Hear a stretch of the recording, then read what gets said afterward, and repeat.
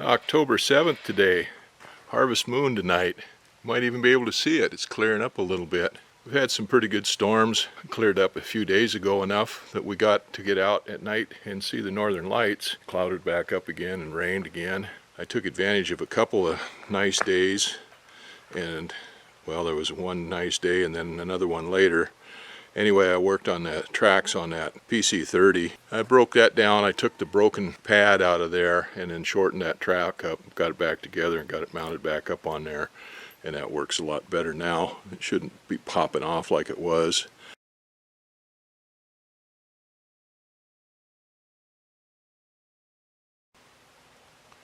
I need to do some maintenance on some other things here too. I've got this dump trailer. We've been riding it hard and putting it away wet for several years now, so it was time to get busy and get some work done on it.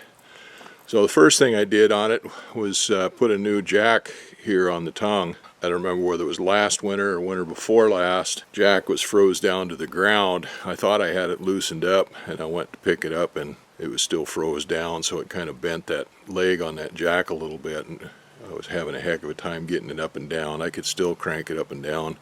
I could figure it out, but Judy couldn't have done it. So I bought a new jack for it.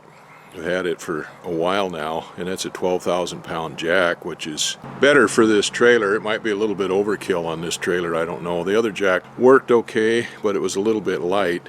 Axles on here are back past the midway point quite a bit on that trailer, so there's tongue weight on that trailer even when it's empty. And when we load it, we try to balance the load out, keep most of the load over the axles, over the wheels in the front just a little bit. But if we ever had to take that trailer off of there with a load in it, it would be that jack would have been a hard time getting that up. So anyway, I got this new jack. That'll jack it right up. Problem is, it was a little bit big for this trailer, getting it in there. I had to turn it in sideways and messed around to get it in there, but I finally got it in. Then I put the trailer in the hangar here to work on it because the weather turned back rainy again. It's time to check the bearings and change the grease in the bearing. Now those are oil hubs on that, so it's 90 weight gear oil that goes in there. So that's pretty good. That stays liquid and stuff and lubricates them pretty good, but it's been a while since I changed that. I think on a couple of them maybe the seals are leaking on them, so it's time to replace the seals in them and check the bearings and stuff and put new grease in there. But the other thing I wanted to do was check the brakes on that because I didn't like the way the brakes were acting on here. Well, the first thing I did is I started working here on the right side. Now, I had one tire that was wore out back here on the right side. It's down to the steel cord showing through here. So I robbed a wheel off of another trailer and stuck on here for just to get by with. I got new tires for it, so I changed the tire on the wheel that goes on this trailer and then swapped the other tire back with the other trailer. Oh, I pulled that right rear hub apart, checked the brakes on it. I cleaned the brake on that one up and adjusted it out a little bit. Cleaned the hub up, checked the bearings on it, and the bearings were good on it, so I put the bearings back in it and put a new seal, the rear seal on that, put it all back together with some fresh grease on it. I took a battery and come out here, run 12 volts onto the brake lines on that and check that brake, and that brake is working fine on that one. So I filled it up with fresh grease, fresh oil, set it back down. Now I've got the front right one jacked up, and I've got the tire and wheel, the hub off of it. We're doing the brake on that one. Here's the right front brake, and I was just examining it, and at a cursory look it looks like it's got good frictions left on the pads, but when I got to looking at it, the pads are all chewed up here and it's pretty dirty in here. It's been quite a while since I had these apart, put new seals in them and checked the bearings and oil and stuff, and I put, I think, new backing plates on some of these once before. I got new shoes, and I could just change those shoes. This is the actuator on here. You get 12 volts in there, and that's electromagnet, so that sticks then to the hub as it goes around, and that's what causes the brakes to activate. And they recommend you change those too when you change the shoes. But see, here's a whole new brake setup here. The backing plate and everything's all brand new on there. So I'm just going to go ahead and change the whole thing out and I've got new shoes, I can always clean this backing plate up and put new shoes on it and stuff, and have it for a backup. I thought I was going to have to replace all the brakes on this thing, so I bought new brakes. Actually, I bought a kit with 2 brakes, a right and left, and a hub, come with the bearings and everything else in it. But once I got to looking at it, it won't work on this trailer on these axles, because these are oil bath axles, and the hub I got is for a standard greasable axle. So it uses the same bearings and everything else, but it uses a different seal on the back. It uses a regular seal like you use on one with grease in it, instead of the double seal like you use with an oil bath. And then the front of the hub is larger on these, and it's threaded for the cap. It's got a clear plastic cap that goes on there, and then with a rubber plug that goes in that. And you take the rubber plug out, and you've got a zerk here on the end that you can stick a grease gun in and fill the thing up with oil. So anyway, this is the same axle and everything else as what's on the regular 7,000 pound axles. I think the 5,000 pounds axles might even be the same thing. They're 12-inch brake. I thought it'd be a good idea to change the hub, because they get worn too and stuff in them, but it's the wrong hub. And I could change it and put it on there the way it is. I just have to grease the bearings with regular grease. And these hubs aren't in that bad a shape. Like I said, it's just 5 bolts to take off of that thing and pull that off, clip the wires, electric wires for the electricity that comes into these to set that, and put the new brake on there, clean the axle up and stuff, clean the hub up, and put the bearings back in. I'll check the bearings again before. I've already looked at the outer bearing, and it looks like it's in good shape, but I'll put a new seal on it and put a new inner bearing in there. You can see a little bit of rust around here where this seal seat's on here. I think that might have been leaking just a little bit, but those have a double seal on them. So one seal goes tight on here, and then it has another lip on it, and then the other seal goes on inside the hub, and those 2 seals rotate against each other. It's the same principle on the rear axle of the pickup with floating hubs in it, or with the lubricated hubs in it, 3/4 ton pickups and bigger. So go get a wrench and pop that back plate off there, that brake assembly off there, and put the new one on. Well, I think that hub is serviceable. I just looked at it. It's got some wear on it. If I was someplace I could take it into a brake shop and have it turned, I would do that. It's a little too big to put on my lathe. I've been checking on that for a while, and I did the same thing on my pickup when I changed the rear parking brakes on it. By the time you buy all of the hardware to replace the brakes in there, because see, this is getting stiff, the pivot point in there, and the springs and stuff are not pulling back like it should. Anyway, by the time you replace all the springs, and this has got some wear on it too, I can feel an edge on it. Anyway, by the time you replace all of that stuff, it costs more than what it costs for one of these whole setups with a whole backing plate and everything.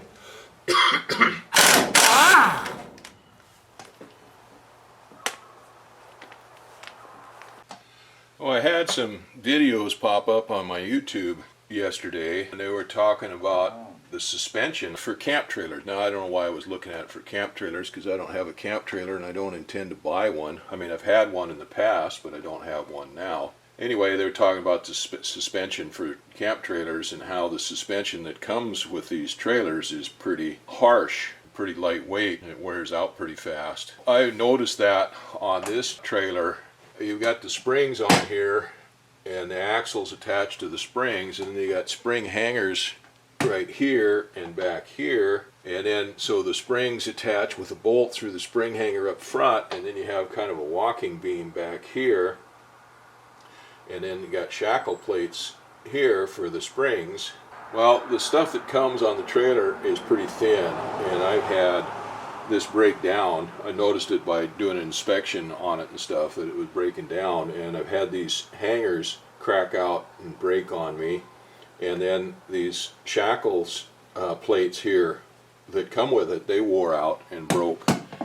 And you can take them apart and you can get new ones, but they just use a plastic bushing inside of these springs and inside of this walking beam.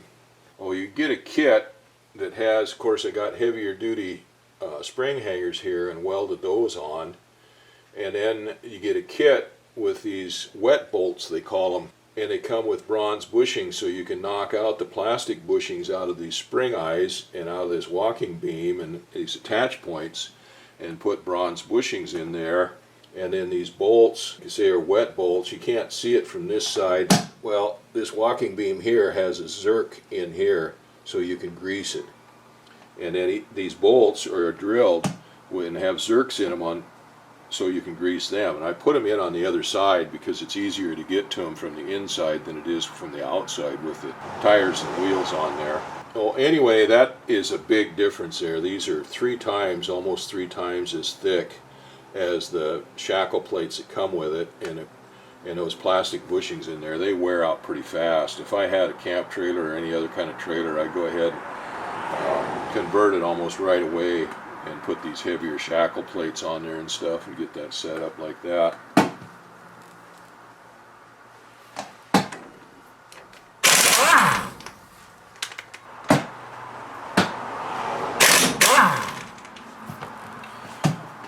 So these brakes on these electric brakes on the trailers are left hand and right hand. And the reason is, you can see this is electromagnet here, and when it is activated, it clamps on to the inside of that hub, and as the wheel is spinning this direction going forward, that pulls that arm out, and that's what activates the brakes.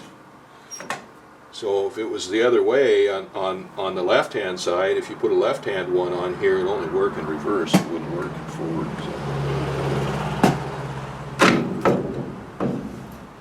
Well, that's how easy that is. And now I've got to cut electric lines here and splice the new ones in to that.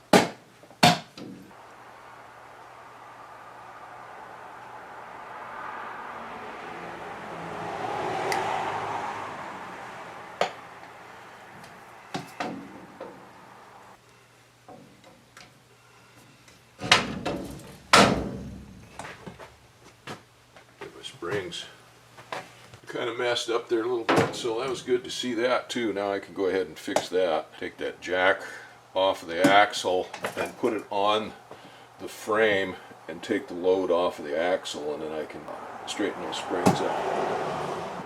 But I might be about done for the day. It's getting a little chilly out here. The temperature has dropped way down from what it was earlier in the year, and we're down into the about 50 degrees in the daytime, and actually now the temperature is supposed to be 48 in the daytime and down into the high 30s at night. It's getting nighttime. The sun's gone down now. It's almost 6 o'clock, 10 minutes to 6. It'll be dark here in about 30-40 minutes. Already getting chilly. Way past shirt sleeve weather, way past t-shirt weather. I've got a thin flannel shirt on. It's been good enough all day long, but it's kind of chilly out here now. Anyway, I'll go ahead and got some work to do to get this cleaned up. Then we'll put that other brake assembly on there and put that hub back together. I got that new brake assembly on there. I noticed when I had that apart that my springs were cattywampus in here. They'd slipped off sideways. So I jacked the trailer up, took the weight off the axle and the springs, and I had to loosen up the bolts in the U-bolts that hold the springs down to the axle, and I got those springs lined back up again. And I put the new brake assembly on there. I've got it wired in. Cleaned up my brake drum and inspected the bearings, and they were in good shape, so I put a new seal on there, put the bearings back in. I put a little bit of white lithium on everything to put it all together. Anyway, I've got it in there. I've got it torqued down, preloaded the bearings, and then backed off a little bit so that it spins fairly freely. Now it's time to put oil in there, and I've got this grease gun filled up with 75-90 to pump the grease in there. You have to have something to pump the grease in there. Problem is that the rubber plunger follower, whatever you want to call it, that pushes the grease up into the pump here is not oil tight, and it lets oil by. So I had that thing full. I left it sit there with the plunger down like you normally would, and all the grease ran back up into the bottom of the cylinder here and wouldn't pump out, so I had to modify it. Now I'll leave this thing upside down like this so that the oil doesn't all run out the bottom of the grease gun. I'll leave the plunger up and locked so that it doesn't all run past it, and then we can pump this upside down like this, and that should work fine. The oil will go down into the pump. The oil goes in here through that grease zerk and through the spindle, and the outlet hole for it is right there behind the rear bearing, the main bearing, the big bearing. So it goes through there and comes through the bearings, and both bearings, before it starts showing up out here. And then this cap on here is translucent, and we can see the level of the grease when it comes through there, and we get the right amount of grease oil in that hub. And that's it right there. It's just about ready to spill out through the entry hole. You see the level of the oil right there. So I'll put the cap in there. Let's see, let me spin that a time or two.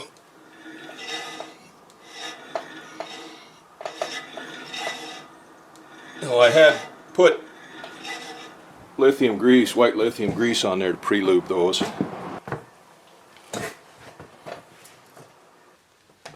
Yeah, put the rubber plug in the cap, and that wheel is done. I can put the tire back on it now, the tire and wheel back on it now. I've got extras of these caps because I noticed that when we were running it, sometimes these caps would pop out. I thought maybe they were catching on debris and stuff on the roads because we go out on logging roads that got crap on them. I'm not 100% sure that's what's happening. I maybe suspect that as these get hot from using the brakes and stuff in here, and these hubs get hot and that grease gets hot, that it might expand the air and pop those caps out of there. I don't know. Not 100% sure, but anyway, I keep extra caps on hand for those. I don't need to put a new tire on this one because this tire is just fine. I'll get that tire back on there, and then I can move over to the other side and check the other side out too. We run these on the logging roads, on pretty rough roads with lots of sharp rocks and stuff on them, so they take a beating out there. I've got, what are these? These are 16 ply rated tires. I was thinking about getting 18 ply rated tires. Anyway, that brake should be good. Now, I'm pretty sure that it works. The electrical for that brake comes in through a tube that I put on top of the axle from the left side over to this side, and then it's daisy chained here to the rear axle. The power comes in on that wire there and goes to this hub and goes back to the rear hub too. Anyway, that should work fine.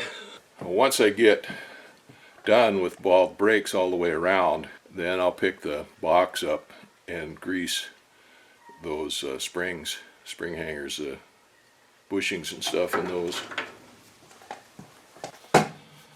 I just got this left rear tire off there and the hub assembly off there. I don't know how much wear there is on this brake, but it's pretty obvious that it wasn't working right. This thing is full of grease. It's pretty obvious that that rear seal on this one was leaking. I don't know, it was showing good oil on the cap, but anyway, it's just full of dirt and grease. So I don't know exactly how bad it is. There's some wear on these pads. I'm going to clean it up first and see what it looks like once I get it cleaned up, and then I'll see whether I'm going to change that whole brake assembly or not, or if I can get that working. I put new seal in that wheel and stuff. It should be fine after that, but right now it's obvious that it wasn't working. Yeah, I think I'm going to change that. The pads aren't wore out, but they're saturated with grease. I don't know whether they would ever work again or not, even if I cleaned them out with soaked them with brake cleaner and solvent and stuff to get all the grease out of them. I don't think you ever get all the grease out of those. I think I'm just going to change those. I've got new ones. Might as well. But I'm going to get my solvent sprayer and wash that down a little bit first. Then we'll see. But I'm pretty sure I'm going to change that brake out. I got a new one. I might as well. Well, it was no wonder I didn't feel like I had very good brakes on this trailer. That right rear brake wasn't adjusted very good. The right front brake was okay. It was a little worn. Actually, that wasn't worn. It had a rock or something in it. and it got gouged and stuff, but it seemed like it was working okay. This rear left brake was just full of grease, so I replaced the brake assembly on it, cleaned the hub up. The hub was in okay shape. I got this left front one, and it was still greasy. Not as bad as that rear one, but it was still greasy, so it's no wonder the brakes weren't working very well. Well, I was going to clean that one up, but I decided I got these new brake assemblies. I might as well go ahead and use them. So anyway, the left front one was greasy too. I was going to clean it up, and I decided just to go ahead and change it out with a new one since I've got the new ones here. And the hub was really dirty. Put some solvent in this hub over here, got it all opened up, got the bearings out, put in some solvent over there to wash them out, and then I got this brake assembly off there and got this spindle cleaned up and stuff. So now we'll get back to doing this. Now I thought I was going to go flying this morning. The game biologist had called me yesterday and wants to go do a goat survey. But it was foggy here this morning, and it's 1:30 now, and the fog is just finally starting to clear up. We could go out this afternoon, but he's really busy. It's in the middle of moose and deer hunting season, and he's really busy dealing with that kind of stuff too. So this weather's supposed to change to maybe rain a little bit tomorrow or something, and it's supposed to be nice over the weekend, and so maybe we're going to go Saturday or something. Saturday or Sunday, I don't know, and then it's supposed to start raining again after that. Sun came out now, it's shining right in my eyes, and it's shadowed down here in this fender well. Can't see what I'm doing.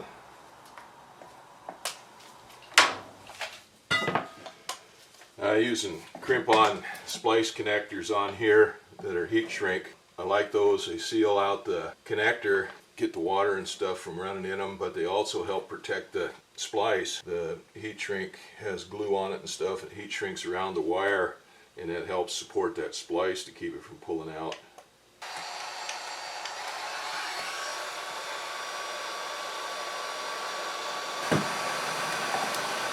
Alright, that one is together. Let's see, at least the electrical is together on it. Now let's see if we can't get this mounted up there.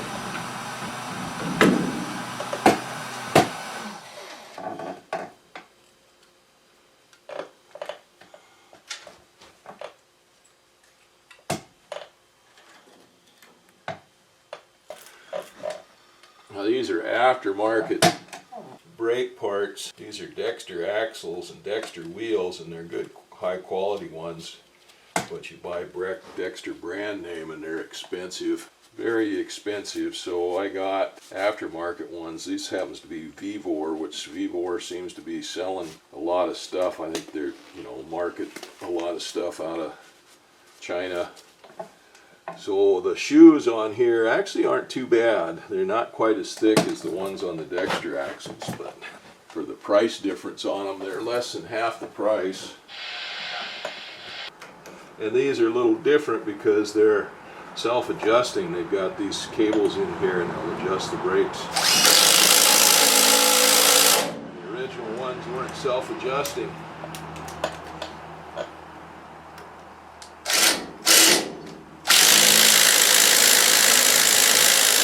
Alright, those should work better. Now I get that hub cleaned up. I looked at the bearings. I didn't clean them up yet, but I looked at them and they looked like they were okay. I get those bearings cleaned up, this hub cleaned up, this old bearing and the new seal put in there, and then I'll get that hub put on there. Put that tire back on, and this much will be ready to go. Then I've got to grease the bushings and the spring hangers and shackles. Then I've got to check the wiring on the lights. I've got a new plug to put on the front for where it plugs into the truck, as that one had gotten wet and dragged a little bit, and it's boogered up, and it still fits and it still works, but it's got some corrosion in it, and I've got a new one, so I'm thinking I might wire up a new plug for it where it fits into the jack on the truck. And I've got one light that works intermittently, the right rear. I was going to change the tire on this left rear tire because it's worn down too, but this tire still has tread on it, so it's got a few more miles left on it, and we're not running it down the highway or anything where you have to worry about that. And it doesn't really matter how much tread's on there because you don't have to worry about it hydroplaning or anything. It's a 14 ply tire, so it's a heavy duty tire. So I'm just going to go ahead and leave that one on there. I've got the new tire ready to put on it if it looks like it's going to go bad on me, or if it gets to the point that like the one on the right side was. But right now I just put that tire back on there. I'm going to run it with that for a while longer. But once I get this all up in shape and going again, then I can start hauling more rock to finish filling that area over there beside the hangar. Alright, I gotta get to work here getting this thing cleaned up and get it back together.